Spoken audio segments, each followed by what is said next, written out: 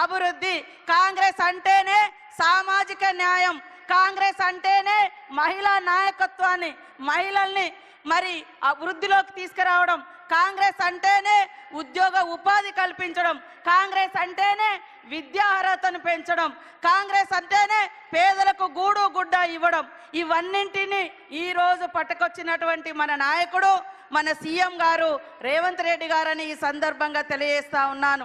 నిన్నటిదాకా మనం తెలంగాణ వస్తే ఇంటింటికో ఉద్యోగం అని రంగుల ప్రపంచాన్ని చూపించినటువంటి బీఆర్ఎస్ 10 ఏళ్లలో ఎన్ని ఉద్యోగాలు వచ్చినాయంటే మొత్తం 84,000 ఉద్యోగాలు కూడా రాలే. కానీ 10 నెలలలో 57,000 ఉద్యోగాలు ఇచ్చినటువంటి ఘనత మరి మన సీఎం రేవంత్ రెడ్డి గారిదని నేను ఈ సందర్భంగా తెలియజేస్తా ఉన్నాను. 10 ఏళ్లలో బీఆర్ఎస్ పార్టీలో కనీసం 2 లక్షల ఇల్లులు కూడా రాలే. కానీ ఏకకాలంలో 4.5 లక్షలకు పైగా ఇల్లులకు మంజూరు ఇచ్చినటువంటి ఘనత సీఎం రేవంత్ రెడ్డి గారిది, ఆ శాఖను చూస్తున్నటువంటి పొంగులేటి సీనన్న గారిది అని కూడా ఈ సందర్భంగా తెలియజేస్తా ఉన్నాను. కాబట్టి సోదరులారా ఆలోచించండి. ఇవాళ ఉద్యోగాలు మేము ఇస్తుంటే కళ్ళల్లో నిప్పులు పోసుకుంటున్నారు, పేదోళ్ళకి ఇల్లు ఇస్తుంటే ఓర్వలేకపోతున్నారు బీఆర్ఎస్ వాళ్ళు, మహిళలను ముందుకు తీసుకొస్తుంటే మరి రకరకాల మాటలు మాట్లాడుతున్నారు. బీఆర్ఎస్ అంటేనే మహిళల్ని అణగదొక్కడం, బీఆర్ఎస్ అంటేనే అట్టడుగు వర్గాల్ని అణిచివేయడం, అహంకారాన్ని ప్రదర్శించడం.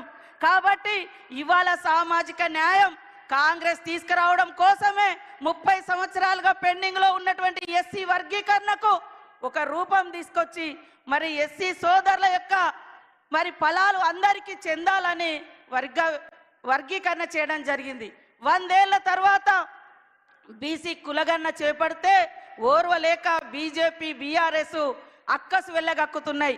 కాబట్టి మీరు అర్థం చేసుకోవాలి.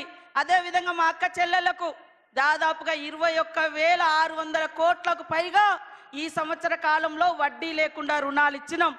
ఇవాళ బస్సు ఫ్రీ కాదు, బస్సును నడిపే అధికారం మీకు ఇచ్చినాం. ఇవాళ బస్సుకు ఓనర్లను చేసినాం. ఇవాళ సోలార్ లైట్లు, సోలార్ విద్యుత్ పవర్ ప్లాంట్లు, సోలార్ ప్లాంట్లు నడిపేటువంటి ఓనర్లను చేసినాం. అక్కలారా ఆలోచించండి.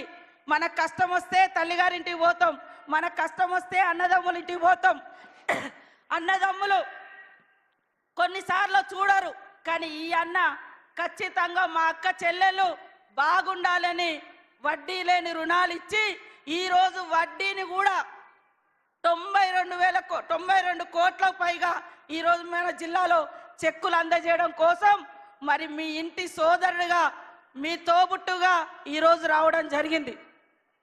గత బీఆర్ఎస్ కాలంలో 3,500 కోట్ల రూపాయలు పావుల వడ్డీ ఇవ్వకుండా ఎగ్గొట్టిపోయారు. గత 5 సంవత్సరాలుగా లాస్ట్ ఒక్క ఉద్యోగం కూడా ఇవ్వలే.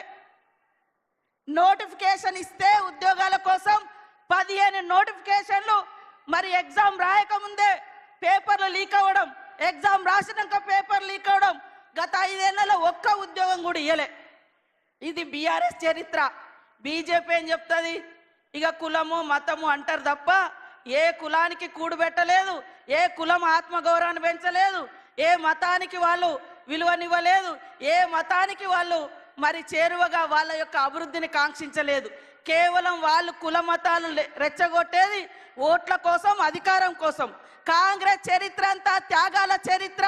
నాడు గాంధీ గారి కానుంచి రాజీవ్ గాంధీ వరకు ఈ దేశం కోసం ప్రాణాలు ఇచ్చిన చరిత్ర, గూడు లేనోళ్లకు గూడు కట్టించినటువంటి చరిత్ర ఇందిరమ్మ రాజ్యంది. కాబట్టి మీరందరూ కూడా మరి ఇందిరమ్మ ప్రభుత్వాన్ని, సీఎం రేవంత్ రెడ్డి గారిని మీ తోబుట్టుగా దీవించాలని మనస్ఫూర్తిగా కోరుకుంటూ, మరి శ్రీహరన్న గారికి కూడా మీరందరూ తోడుగా ఉండండి. అభివృద్ధిలో అగ్రభాగం. మరి ఏనాడో ఉమ్మడి రాష్ట్రంలో కూడా అనేక నిధులు తీసుకొచ్చి మారుమూల పల్లెలలో ఇటు వస్తే గల్లీ గల్లీలో సీసీ రోడ్లు వేసినటువంటి ఘనత కూడా వారికే దక్కింది. అప్పుడు తర్వాత మళ్ళీ కాంగ్రెస్ ప్రభుత్వంలోనే ఇన్ని 100 కోట్లు తీసుకొచ్చి మీ అభివృద్ధికి పాటుపడతా ఉన్నాడు. కాబట్టి మీరందరూ కూడా దీవించాలని కోరుకుంటూ అందరికీ నమస్కారాలు, ధన్యవాదాలు. జై కాంగ్రెస్. గౌరవ మంత్రివర్యులు ధనసూరి అనసూయ సీత